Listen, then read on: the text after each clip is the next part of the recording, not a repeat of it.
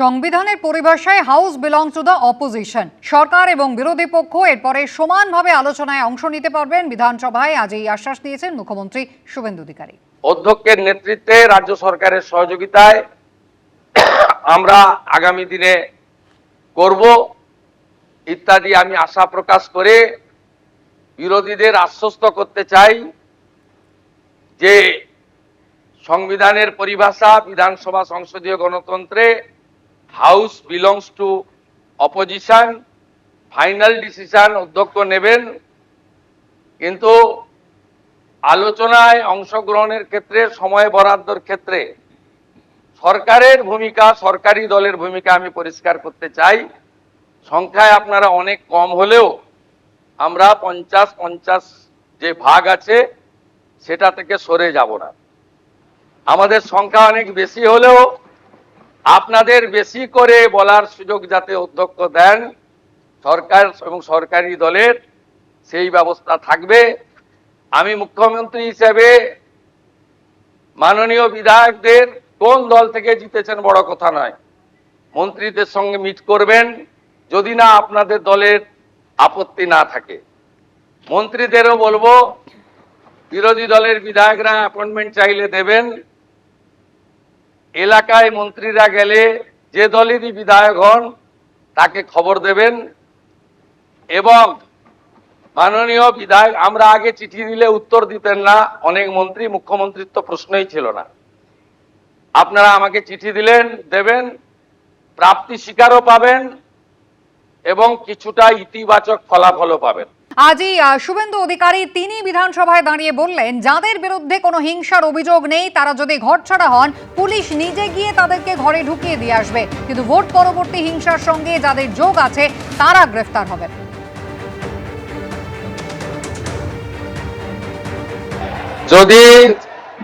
যদি কেউ ঘর ছাড়া থাকে, আপনি মাননীয় ডিজিপির কাছে তালিকা দেবেন, কিন্তু শর্ত একটাই ওই ব্যক্তির বিরুদ্ধে 2021 সালে নির্বাচন পরবর্তী সন্ত্রাসের যে 12,500 এফআইআর হয়েছিল তার কোনো অভিযোগ নেই। একদম পরিষ্কার শর্ত, যার জন্য জাস্টিস মঞ্জুরা চেল্লুর নেতৃত্বে কলকাতা হাইকোর্ট যে কমিটি করে দিয়েছিল, সিট তৈরি হয়েছিল, ভবানী ভবনে টেম্পোরারি অফিস হয়েছিল, আপনি তালিকা দেবেন। তার মধ্যে যদি সম্মানীয় রাজনৈতিক ব্যক্তিত্ব থাকে যাদের বিরুদ্ধে 2021-এর পোস্টপোল ভায়োলেন্সের অভিযোগ নেই, তাকে সসম্মানে এলাকার বিজেপির বিধায়ক এবং এসপি গিয়ে বাড়িতে ঢুকিয়ে দিয়ে আসবে। আর যদি 2021-এর পোস্টপোল ভায়োলেন্সের অভিযোগ থাকে তাকে সরাসরি জেলে যেতে হবে।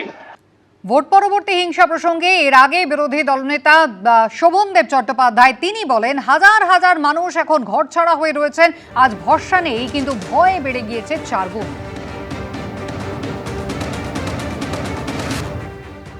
নির্বাচনকে আমরা বলি গণতন্ত্রের উৎসব, যে উৎসবে আপনারা স্লোগান দিয়ে বলেছিলেন ভয় নয় ভরসা, ভয় নয় ভরসা বলেছিলেন। আমরা আশ্বস্ত হয়েছিলাম যে নির্বাচনে জেতার পর ভয় থাকবে না, ভরসা থাকবে। কিন্তু আপনাদের দলের নেতা যিনি সভাপতি, তিনি কি বলেছেন? তিনি বলেছেন রাস্তায় নামছেন না কেন আপনারা? উনি আমাদের উপদেশ দিয়ে বলছেন রাস্তায় নামো, তাহলে আপনাদের ভয় কেটে যাবে। অথচ আজকে আমাদের অসংখ্য মানুষের বাড়ি ছাড়া, হাজার হাজার মানুষ আজকে বাড়ি ছাড়া হয়ে গেছে, অসংখ্য মানুষের বাড়ি ভেঙে পড়েছে। আজকে ভরসা নেই কিন্তু ভয় 4 গুণ বেড়ে গেছে, বহু মানুষ ঘর ছাড়া হয়ে আছে।